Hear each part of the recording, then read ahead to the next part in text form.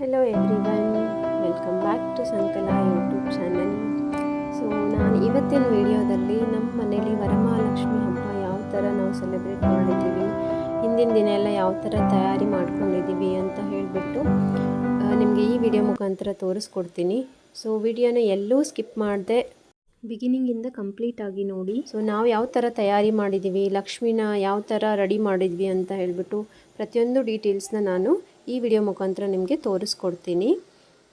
So ಬನ್ನಿ, ಯಾವ ಥರ ನಾನು ಅರೇಂಜ್ ಮಾಡಿಕೊಂಡಿದ್ದೀನಿ, ಹಬ್ಬಕ್ಕೆ ತಯಾರಿ ಯಾವ ಥರ ಮಾಡಿದ್ದೀನಿ ಅಂತ ಹೇಳಿಬಿಟ್ಟು ತೋರಿಸ್ತಾ ಇದ್ದೀನಿ. ಸೊ ಮೊದಲನೇದಾಗಿ ನಾನು ಹಿಂದಿನ ದಿನ ನೋಡ್ತಾ ಇರ್ಬೋದು ಕಾಯಿನ್ಸು, 5 ರುಪೀಸ್ ಕಾಯಿನ್ಸ್ನ ತೊಗೊಂಡ್ಬಿಟ್ಟು ನಾನು ಬೌಲ್ನ ಡೆಕೋರೇಷನ್ ಮಾಡ್ಕೊಳ್ತಾ ಇದ್ದೀನಿ. ಸೊ ಈ ಕಾಯಿನ್ಸ್ ಬಂದುಬಿಟ್ಟು ನಾವು ತಟ್ಟೆಲೂ ಇಡ್ಬೋದು, ಬಟ್ ನಾನು ಡಿಫ್ರೆಂಟ್ ಆಗಿರಲಿ ಅಂತ ಹೇಳಿಬಿಟ್ಟು ಈ ಬೌಲ್ಗೆ ನಾನು ಕಾಯಿನ್ಸ್ ಮೂಲಕ ಡೆಕೋರೇಷನ್ ಮಾಡಿಕೊಂಡು ಅದ್ರ ಮಧ್ಯೆ ಅಕ್ಕಿ ಹಾಕಿಬಿಟ್ಟು ನಾವು ಲಕ್ಷ್ಮೀ ಮೂರ್ತಿನ ಇಟ್ಕೊಂಡಿದ್ವಿ. ಸೊ ಈ ಡೆಕೋರೇಷನ್ ಮಾಡೋದು ತುಂಬಾ ಈಸಿ. ಸೊ ಇದಕ್ಕೆ ಮೇನ್ ಬೇಕಾಗಿರೋದು 5 ರುಪಿ ಅಥವಾ ಯಾವುದಾದ್ರೂ ಕಾಯಿನ್ ತೊಗೊಳ್ಬೋದು ನೀವು. ಸೊ ನಾನಿಲ್ಲಿ ಯೂಸ್ ಮಾಡಿರೋದು 5 ರುಪೀಸ್ ಕಾಯಿನ್ಸು, ಆಮೇಲೆ ಡಬಲ್ ಸೈಡೆಡ್ ಟೇಪು, ಆಮೇಲೆ ಒಂದು ಗಾಜಿಂದು ಬೌಲು. ಸೊ ನೋಡ್ತಾ ಇರ್ಬೋದು. ಸೊ ಗಾಜಿನ ಬೌಲ್ಗೆ ನಾವು ಡಬಲ್ ಸೈಡೆಡ್ ಟೇಪ್ ಅಂಟಿಸ್ಬಿಟ್ಟು ಒಂದೊಂದೇ ಕಾಯಿನ್ನ ನಾವು ಜೋಡಿಸ್ಕೊಂಡು ಹೋಗಬೇಕು. ನೋಡ್ತಾ ಇರ್ಬೋದು 2 ಲೇಯರು ಇವಾಗ ಫಾರ್ಮ್ ಆಯಿತು ಡಬಲ್ ಸೈಡೆಡ್ ಟೇಪಿಂದ. ನೀವು ಯಾವುದೇ ಕಾಯಿನ್ಸ್ನೂ ಯೂಸ್ ಮಾಡ್ಕೊಳ್ಬೋದು. ಸೊ ಯೂಶ್ವಲಿ ಲಕ್ಷ್ಮೀ ದೇವಿ ಬಂದುಬಿಟ್ಟು ಕಮಲ ಪ್ರಿಯೆ. ಸೊ ಈ ಕಾಯಿನ್ಸ್ದ ಡೆಕೋರೇಷನ್ ಬಂದುಬಿಟ್ಟು ಕಮಲದ ಹೂ ಥರ ಕಾಣಿಸುತ್ತೆ. ಸೊ ಫಸ್ಟ್ ರೋ ಕಂಪ್ಲೀಟ್ ಆಯಿತು. ಸೆಕೆಂಡ್ ರೋ ಅಲ್ಲೂ ನಾವು ಡಬಲ್ ಸೈಡೆಡ್ ಟೇಪ್ನ ಅಂಟಿಸ್ಕೊಂಡ್ಬಿಟ್ಟು ಒಂದೊಂದಾಗಿ ಕಾಯಿನ್ನ ಜೋಡಿಸ್ಕೊಂಡು ಹೋಗಬೇಕು.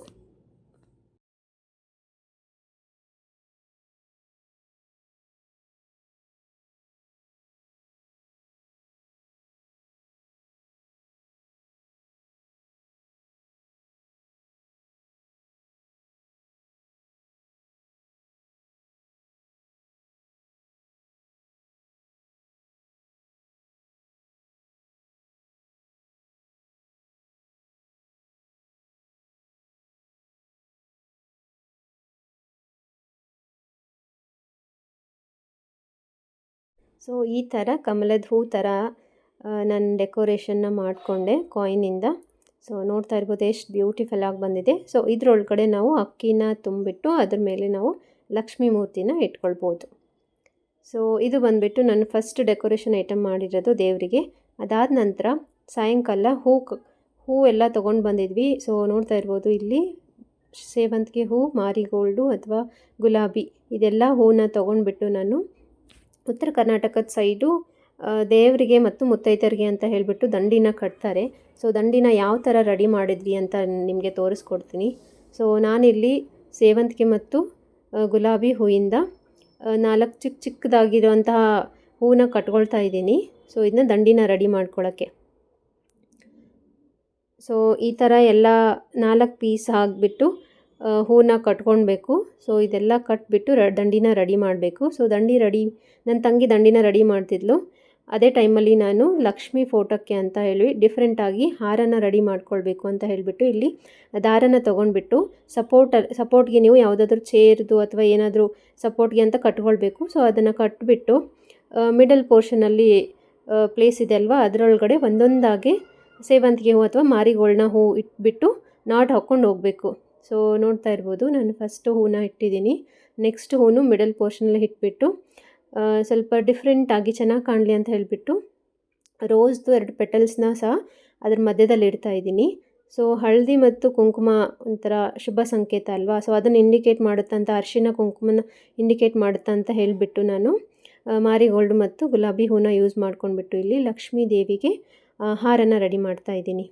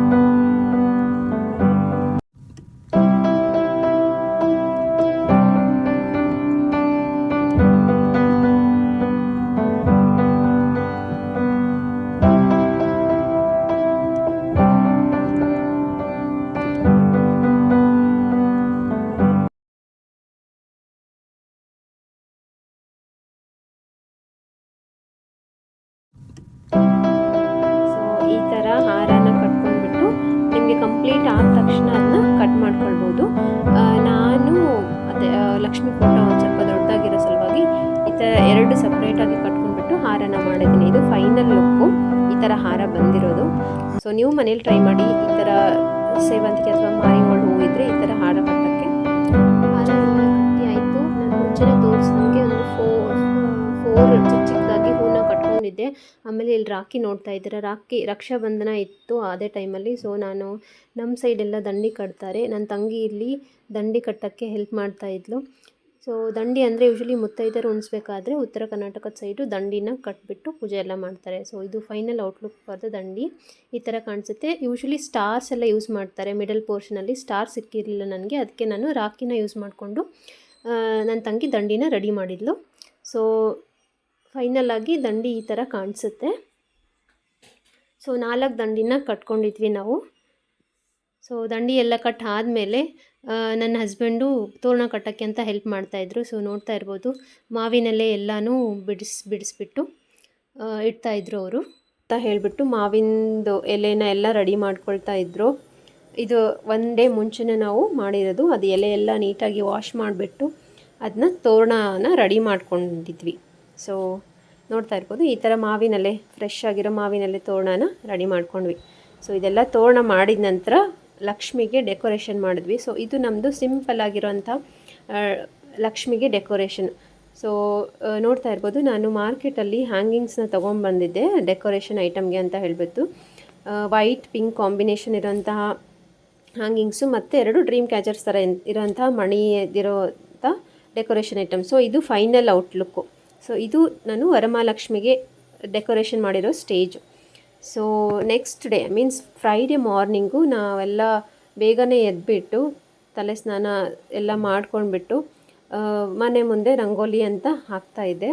ಸೊ ನೋಡ್ತಾ ಇರ್ಬೋದು, ಯೂಶ್ವಲಿ ಲಕ್ಷ್ಮೀ ಹಬ್ಬಕ್ಕೆ ಅಥವಾ ಫ್ರೈಡೇಗೆಲ್ಲ ನಾವು ಲಕ್ಷ್ಮೀ ರಂಗೋಲಿ ಹಾಕಿದರೆ ತುಂಬಾ ಶುಭಕರವಾಗಿರುತ್ತೆ. ಸೊ ನಾನಿಲ್ಲಿ ಹಬ್ಬದ ದಿನ ವರಮಹಾಲಕ್ಷ್ಮಿ ಪದ್ಮ ರಂಗೋಲಿನ ಹಾಕಿದ್ದೀನಿ.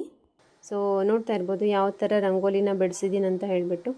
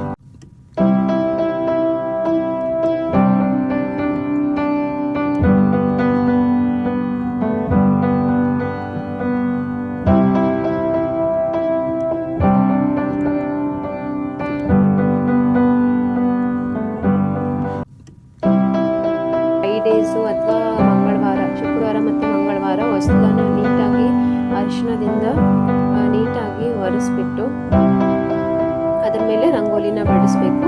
ಅದೊಂಥರ ಶುಭ ಸಂಕೇತ ಅಂತಲೇ ಹೇಳ್ಬೋದು. ಸೊ ನಾನು ಅರಿಶಿಣನ ನೀಟಾಗಿ ವಸ್ತ್ರದ ಮೇಲೆ ಒರೆಸ್ಕೊಂಡ್ಬಿಟ್ಟು ಅದ್ರ ಮೇಲೂ ಸಹ ರಂಗೋಲಿನ ಬಿಡಿಸಿದೆ. ಸೊ ಲಕ್ಷ್ಮೀ ಕಮಲ ಪ್ರಿಯ ಅಲ್ವಾ, ಸೊ ನಾನು ಅದೇ ಒಂದು ಕಾರಣಕ್ಕಾಗಿ ವಸ್ತ್ರದ ಮೇಲೆ ಕಮಲದ ಹೂ ಶೇಪಲ್ಲಿರುವಂತಹ ರಂಗೋಲಿನ ಬಿಡಿಸಿದ್ದೀನಿ.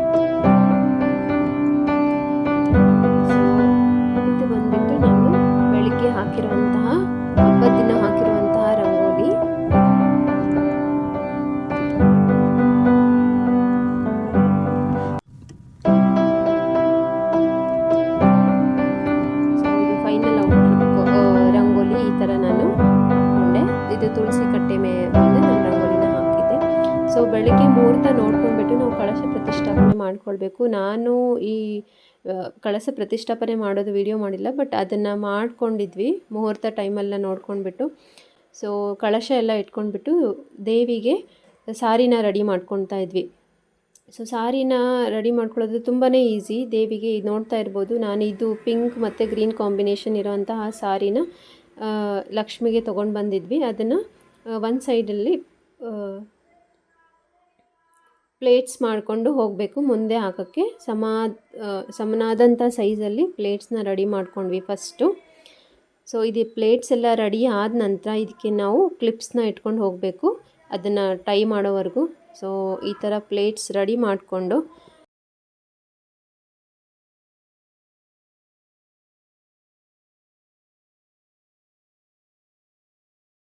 ಸೊ ನೆರಿಗೆ ಎಲ್ಲ ಆಯಿತು. ಇವಾಗ ಆಮೇಲೆ ಸೆರಗನ್ನ ನೀಟಾಗಿ ಫೋಲ್ಡ್ ಮಾಡಿಟ್ಕೊಳ್ಬೇಕು.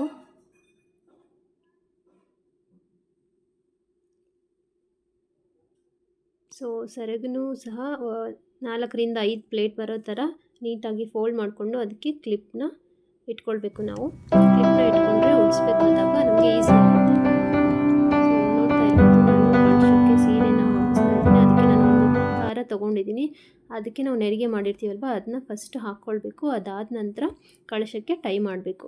ಸೊ ಟೈ ಆದ ನಂತರ ನಾವು ನೆರಿಗೆನ ನೀಟಾಗಿ ಒಂದೊಂದಾಗಿ ಸರಿಸ್ಕೊಂಡು ಹೋಗಬೇಕು. ಅಂದರೆ ಮಾತ್ರ ಒಂದೇ ಅಳತೆಯಲ್ಲಿ ಚೆನ್ನಾಗಿ ಕೂರುತ್ತೆ ನೆರಿಗೆ. ಸೊ ನೋಡ್ತಾ ಇರ್ಬೋದು, ಲಕ್ಷ್ಮಿಗೆ ಇವಾಗ ನೆರಿಗೆ ಎಷ್ಟು ಸಮನಾಗಿ ಚೆನ್ನಾಗಿ ಕೂತಿದೆ.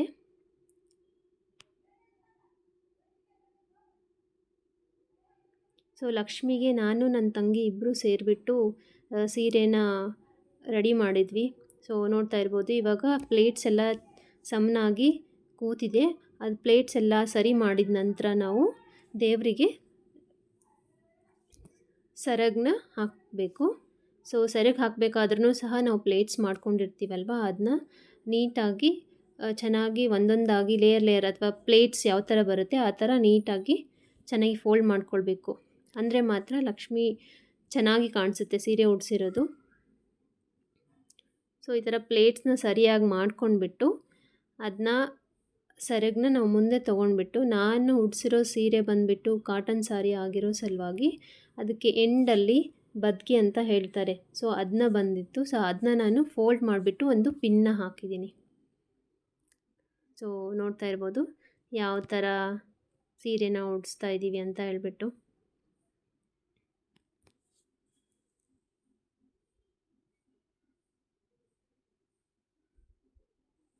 ಸೊ ಸಾರಿದು ಪ್ಲೇಟ್ಸು ಸಮೇತ ಎಷ್ಟು ನೀಟಾಗಿ ಕೂತಿದೆ ಅಂತ ನೋಡ್ತಾ ಇರ್ಬೋದು. ಸೊ ನಾವು ಸಮನಾಗಿ ಪ್ಲೇಟ್ಸ್ನ ಫೋಲ್ಡ್ ಮಾಡ್ಕೊಂಡಿರಬೇಕು. ಅಂದರೆ ಮಾತ್ರ ಸಾರಿ ಚೆನ್ನಾಗಿ ಕೂರುತ್ತೆ ಕಳಶದ ಮೇಲೆ.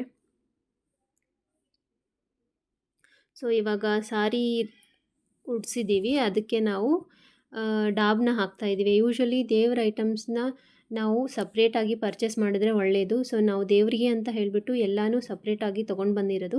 ಸೊ ಡಾಬ್ ಬಂದುಬಿಟ್ಟು ಥ್ರೆಡ್ಡಲ್ಲಿರುವಂತಹ ಡಾಬ್ ಆದರೆ ನೀಟಾಗಿ ಕೂರುತ್ತೆ. ಸೊ ನೋಡ್ತಾ ಇರ್ಬೋದು, ಇವಾಗ ಡಾಬ್ ಹಾಕಿದ್ದೀವಿ.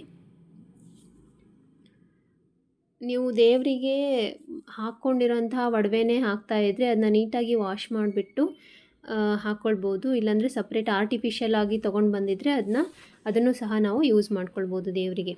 ಸೊ ಇವಾಗ ಸೀರೆದು ರೆಡಿ ಆಯಿತು. ಇವಾಗ ದೇವರಿಗೆ ನಾವು ಕಾಯಿ ಇಟ್ಟಿದ್ದೀವಲ್ವ, ಆ ಕಾಯಿಗೆ ನಾವು ಸುತ್ತಲೂ ಎಲೆನ ಇಡ್ತಾ ಇದ್ದೀವಿ. ಸೊ 5 ವೀಳ್ಯದೆಲೆನ ನಾವು ಕಳಶಕ್ಕೆ ಇಡ್ತಾ ಇರೋದು.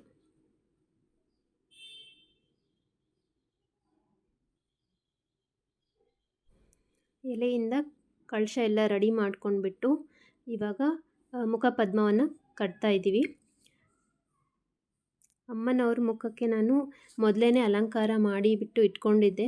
ಸೊ ಇವಾಗ ನೋಡ್ತಾ ಇರ್ಬೋದು, ನಾವು ಮುಖಪದ್ಮನ ಕಟ್ಬಿಟ್ಟು ಅಮ್ಮಂಗೆ ರೆಡಿ ಮಾಡ್ತಾಯಿದ್ದೀವಿ. ಒಡವೆ ಎಲ್ಲ ಹಾಕಿಬಿಟ್ಟು ಇವಾಗ ರೆಡಿ ಮಾಡ್ಕೊಳ್ತಾ ಇದ್ದೀವಿ. ಮೊದಲನೇದಾಗಿ ಜುಮ್ಕಾನ ಹಾಕ್ಕೊಳ್ತಾ ಇದ್ದೀವಿ.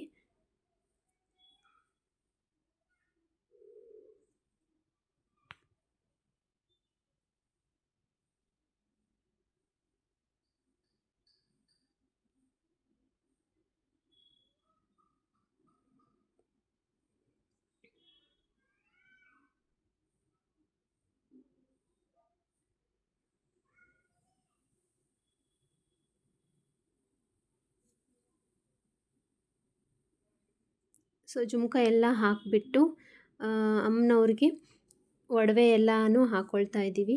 ಮೊದಲನೇದಾಗಿ ನಾನು ಲಕ್ಷ್ಮೀದೇ ಪೆಂಡೆಂಟ್ ಇರೋಂತಹ ಒಂದು ಟಿಕ್ಕಿ ಇದೆ, ಅದರದ್ದು ಅದು ಸರನ ಹಾಕಿಬಿಟ್ಟು ಮತ್ತು ನಕ್ಲೆಸ್ನ ಹಾಕಿದ್ದೀನಿ.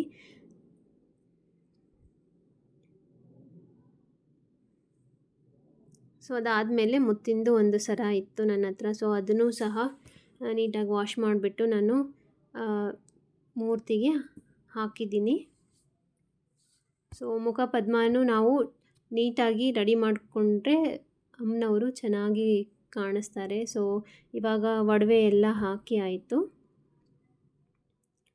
ಇದಾದ ನಂತರ ನಾವು ಮಂಗಲಸೂತ್ರನ ಹಾಕ್ಕೊಳ್ತಾ ಇದ್ದೀವಿ ಅಮ್ಮನವ್ರಿಗೆ. ಸೊ ನೋಡ್ತಾ ಇರ್ಬೋದು. ಸೊ ಒಡವೆ ಎಲ್ಲ ಹಾಕಿದ ನಂತರ ದೇವಿಗೆ ಮಂಗಲಸೂತ್ರನೂ ಸಹ ಹಾಕಿದ್ದೀವಿ.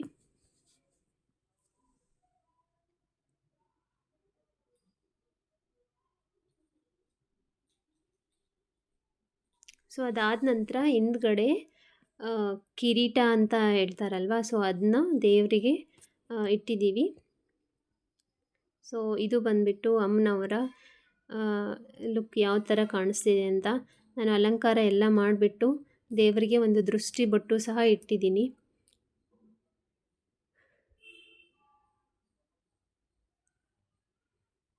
ಸೊ ಕೆಲವೊಬ್ಬರು ಜಡೆನೂ ಹಾಕ್ಕೊಳ್ತಾರೆ, ಅದನ್ನು ಸಹ ಹಾಕ್ಕೊಳ್ಬೋದು. ಸೊ ಅಮ್ಮನವ್ರದ್ದು ಎಲ್ಲ ರೆಡಿ ಮಾಡಿಬಿಟ್ಟು ಹಿಂದ್ಗಡೆ ಇರುವಂತಹ ಲಕ್ಷ್ಮೀ ಫೋಟೋಕ್ಕೆ ನಾನು ಮುಂಚೆ ವಿಡಿಯೋದಲ್ಲಿ ತೋರಿಸ್ತಿರೋ ಹಾಗೆ ಹೂವಿಂದು ಹಾರನ ಎಣ್ಕೊಂಡಿದ್ನಲ್ವ, ಸೊ ಆ ಹಾರನ ಈ ಲಕ್ಷ್ಮೀ ದೇವಿ ಫೋಟೋಕ್ಕೆ ನಾನು ಹಾಕ್ಕೊಂಡಿದ್ವಿ.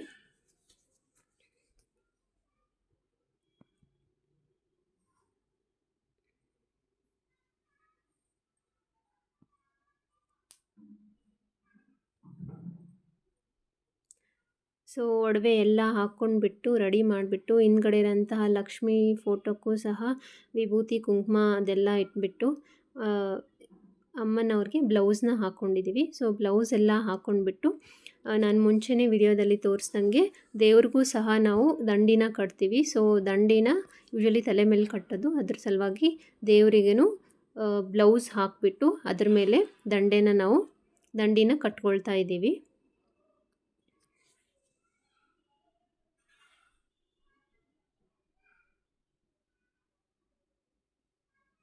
ಸೊ ನೋಡ್ತಾ ಇದ್ದೀರಲ್ವ ಯಾವ ಥರ ದಂಡಿನ ಕಟ್ತಾ ಇದ್ದೀವಿ ಅಂತ ಹೇಳ್ಬಿಟ್ಟು.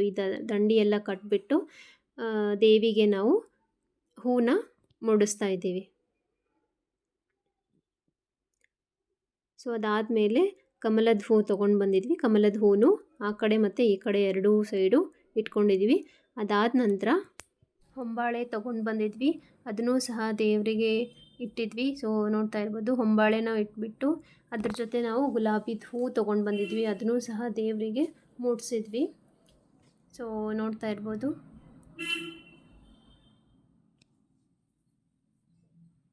ಸೊ ಗುಲಾಬಿ ಹೂ ಅದೆಲ್ಲ ಇಟ್ಟಿದ ಮೇಲೆ ಗರಿಕೆನೂ ಸಹ ದೇವರಿಗೆ ನಾವು ಮೂಡಿಸಿದ್ವಿ.